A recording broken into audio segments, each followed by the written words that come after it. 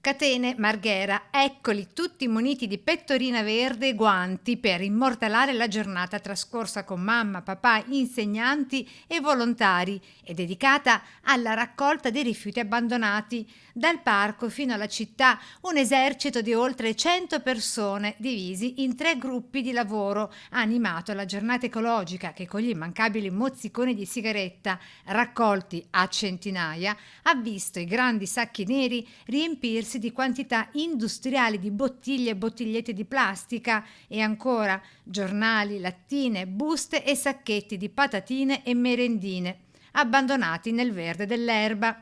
Trovato anche un paraurti abbandonato tra i materiali ingombranti.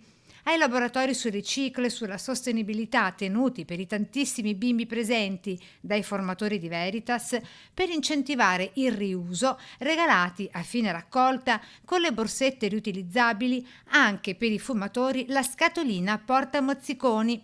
Allestimento ecologico anche per il buffet, con bicchieri e piattini biodegradabili e acque del sindaco, offerta naturalmente in caraffe di vetro.